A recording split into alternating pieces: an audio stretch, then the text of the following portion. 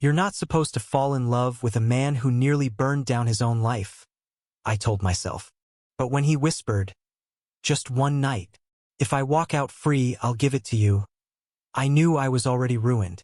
He wasn't what I expected when the court assigned me to the case. I thought lawyers were slick, smug, invincible.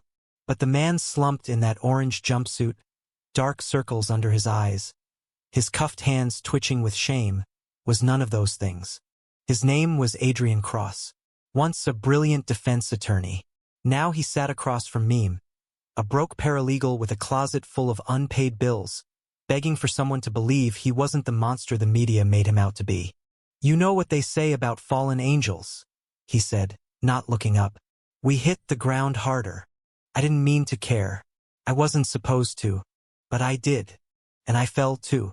Adrian had been charged with obstruction of justice, bribery, and some other word I couldn't even spell. The press painted him as a silver-tongued devil who sold ethics for cash and favors. The truth was, Messier. He'd taken on a client he shouldn't have. A kid barely 18 accused of killing a cop. Adrian saw the holes in the prosecution's case. He tried to fight it, but when he dug too deep, they turned on him. Suddenly, he was the one under fire. Evidence went missing. His emails were doctored. A colleague flipped on him. You think I did it? He asked me during our first meeting. I should have said yes. I should have walked away. But I looked into those gray, tired eyes and saw something else. I think you made a mistake. But I don't think you're evil. He laughed bitterly. Close enough. I started coming by more than I was paid to, digging through evidence late into the night, pulling strings, calling in favors I didn't even have. Every time I found a crack in the case, Adrian's voice on the other side of the glass got softer, less angry, more alive.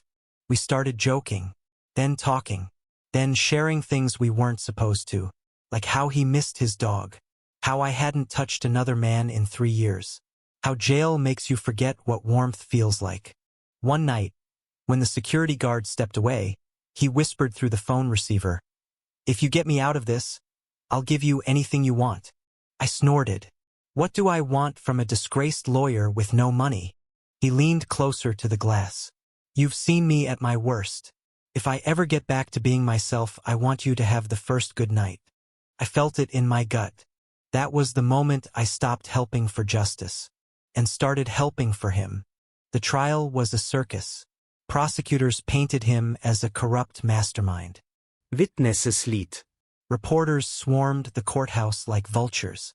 But I'd come prepared. I hacked into an old case file, found a buried audio tape Adrian warning his partner not to touch the evidence. We played it in court. The jury leaned forward. I watched the prosecution blink. Then I found the missing fingerprint report. Proved the kid he was defending was set up. And so was Adrian. The day the jury cleared him, I stood in the back of the courtroom. Adrian turned. Our eyes met. The crowd roared. But in that moment it was just us. He didn't smile. He mouthed one word. Tonight. I didn't answer. Not then. I waited in my apartment. Every second dragged.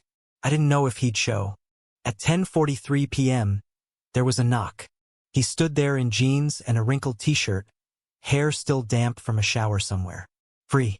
Breathing. Real. I told you I'd come, he said. I swallowed. You don't have to.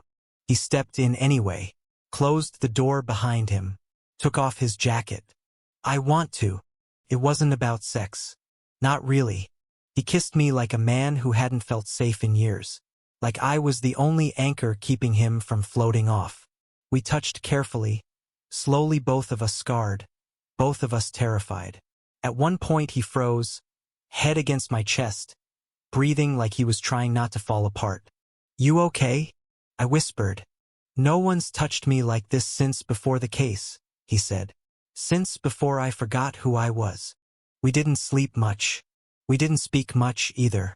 But when the sun came up, he was still there. Morning brought reality. His license was still suspended. The press wouldn't let him breathe.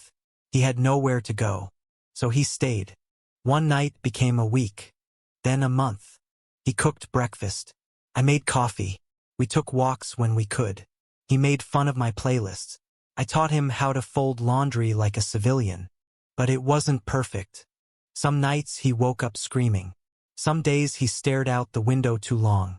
"I don't know how to be normal anymore," he said once, holding my hand under the table.